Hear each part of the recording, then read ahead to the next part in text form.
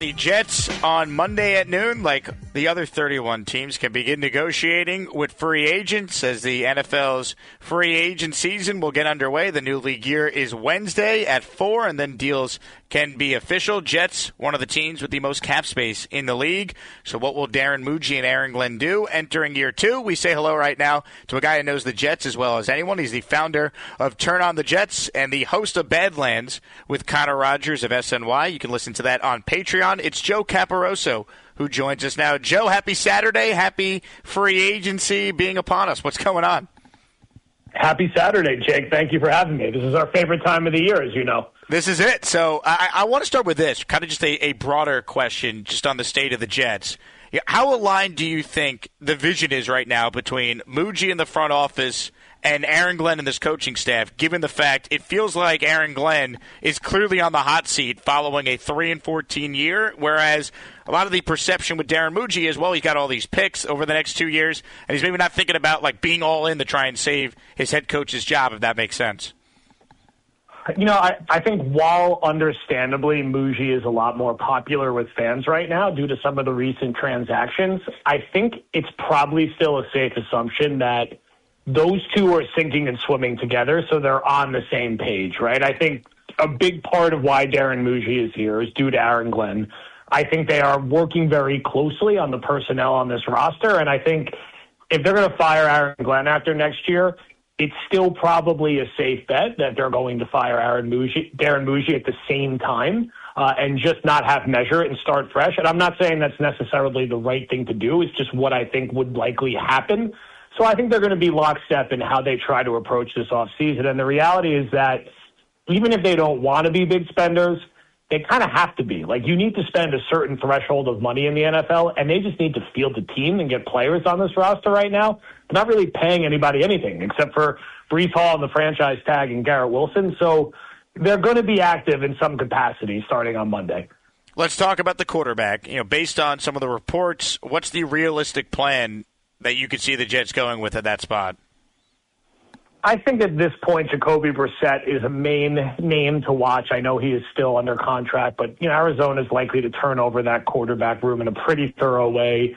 They're rumored to be going after Jimmy Garoppolo. I wonder if that happens, that makes them more amenable to moving a guy like Brissett. We've all heard the Carson Wentz rumors. We all hate the Carson Wentz rumors. Hopefully that does not happen, but there is a connection there and a history with Frank Reich.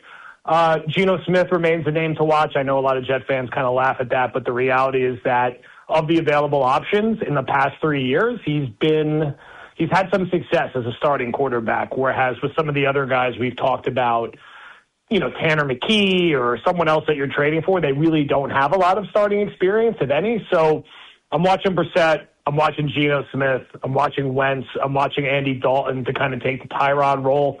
I know these are not exciting names, and I know you're part of these conversations like me. No matter what quarterback you say, someone's going to be mad about it, but not have a suggestion that isn't any better or doesn't have flaws. If a quarterback's available this offseason, they're either inexperienced, they haven't been very good lately, and you're kind of just throwing a dart and hoping you can capture a 2015 Ryan Fitzpatrick or 2017 Josh McCown season. It's weird, Joe, because something about just like the name Carson Wentz, like that to me just feels like, even for like Jet standards, like truly depressing. Like I could try and talk myself into, Derek Carr coming out of retirement and having the 15 Fitzpatrick season. I could try and talk myself into it with even Jacoby Brissett or even, maybe even Geno Smith if he's protected. But Wentz is the one name where I feel like you're losing 95% of the Jet fan base if that's their plan. Yeah, it's a hard one to sell, right? It's just been...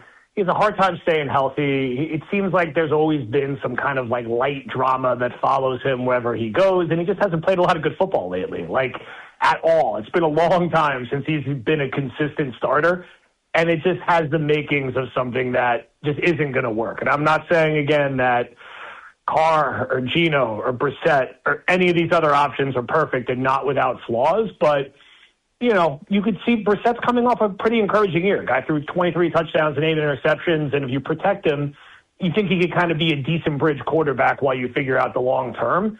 Wentz is a harder sell. Joe Caporoso is our guest. Check out Badlands on Patreon. Him and Connor Rogers do an excellent job. Beyond quarterback, let's talk other free agent priorities. Which position groups do you believe the Jets are going to prioritize the most starting on Monday? I hope it's safety. Even though Cam Curl is already off the market, there's 5 or 6 other good options out there, whether it's Brian Cook from the Chiefs, whether it's Kobe Bryant from Seattle, whether it is Nick Cross from the Colts, Jaquan Brisker, Jalen Hawkins. Like, there's starting safeties out there, and the Jets badly need a starting safety, and they need to go sign a multi-year contract with someone, not do the 1-year Andre Cisco Band-Aid. Like, go get a real starter for a few years. Linebacker is another position to watch. N'Kobe Dean, Leo Chanel, Anzalone, who we've all talked about a lot, Demario Davis. They need a guy to be a running mate with Jamie and Sherwood. Even if they're going to draft Arvell Reese at number 2, they could still use a veteran addition at linebacker. We'll see what happens with AVT. If AVT leaves, do they look to bring in a guy like Kay Mays or another veteran with some experience to help bridge the gap there? I'm not optimistic AVT is going to be back, but I'm not going to fully write it off yet. So watching the offensive line, watching safety, watching linebacker, I don't think they're going to be major players in the free agent market at receiver, but maybe keep an eye on the trade market, as I know there's been some rumors they could be interested in a guy like Brian Thomas Jr. Are you expecting a lot of quote-unquote Aaron Glenn guys to be added? Like, the popular name is Alex Anzalone. Oh, it's a lock. And then I saw something yesterday from Connor Hughes saying, well, not so fast. He's going to have other teams interested. I'm just fascinated to see, with Glenn now calling the defense, how important bringing in guys who have played for Glenn and nobody wants is going to be part of their plan. It'd be nice to get a couple pieces who have played with him or Brian Duker and have some experience in the defense they want to play. I'm sure they're going to make a run at Anzalone, but he's going to get offers from other places, and does he want to come to a team that is certainly not perceived to be an immediate contender at his age? Do they focus more on some of the depth pieces, like a Davenport or Muhammad, to kind of get into their edge rush mix? That could happen. Duker coach guys like Minka Fitzpatrick, who's rumored to be on the trade market, Rasul Douglas, Jack Jones, the sort of depth cornerbacks. I think they'll get a couple guys who have some recent experience on the defensive side of the football. That would certainly make sense considering how many new pieces they need. You mentioned a trade for a receiver. I'm curious. What do you think the Jets would be willing to give up to get? I've heard Marvin Harrison Jr.'s name mentioned, Brian Thomas Jr. Do you think they'd be willing to part with one of their 2 second-round picks? Is that too much? Just your thoughts on the avenue of trading for a wide receiver. I think 44 could be in play for one of those 2 guys, and maybe if it's not this year, maybe it's their second-round pick next year. I think it's something that they could consider if they feel like, look, like we're not confident we're going to get a receiver at 16, and we know we need another starter with Garrett Wilson and A.D. Mitchell.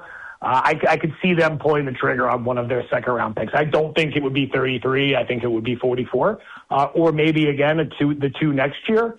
But for a guy like either of those guys who were very highly regarded first-round picks, who have had moments of being really good in the NFL, but the situation for whatever reason has just kind of not worked out, I think it's a route they're going to consider because they're not going to be in the Alec Pierce market. They're not going to be in the Wan'Dale Robinson market. They're probably not going to get a guy like Romeo Doubs. So going to the trade market where Mougey's done some really good work wouldn't surprise me. Breece Hall, Jets use the franchise tag on him. Your thoughts on that move, and do you expect the Jets to eventually get a longer-term deal done with Breece? Yeah, I think it was smart to, maintain control of the asset right now. There was no reason to let him hit the open market, especially when you opted not to trade him at the deadline. I think both sides are working on a deal. I think they have until July, right? So ultimately, I expect something to get done. I think Breece will be here this year. I think he'll be here next year and maybe the year after. You're probably looking around 3 years, $40 million, 3 years, $38 million, something like that. And I think it's just a matter of how the cash flows in the first 2 years. But at some point in the next 2 months or so, I think this ends up being a multi-year contract. We still got some time, and, of course, free agency before the draft, as we talk with Joe Caporoso of Badlands, all things Jets. But they're sitting there at pick 2. If the draft was today, Joe, what's your lean on who they would take? I think it's going to be Arvell Reese. I mean, I don't think it's like a done deal, and I think we're still going to spend a lot of time talking about David Bailey and maybe to a lesser extent Sonny Styles. But, I think Reese has been in the discussion for a while. He's the betting on favorites for good reason. I think at his age and with his athletic ability to be a very good linebacker on day one and have the potential to make an impact as an edge rusher. I'm not saying he's going to be the next Micah Parsons, but if he could be 80% of that, the times he's rushing the quarterback, obviously that'd be an incredibly valuable thing to have.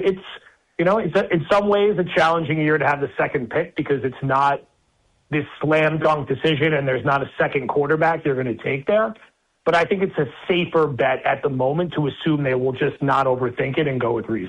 If there ever was a year for them to take a non-premium position at 2, it does feel like this could be the year given the lack of quarterbacks and just some of the best players happen to be a running back or a safety or a linebacker.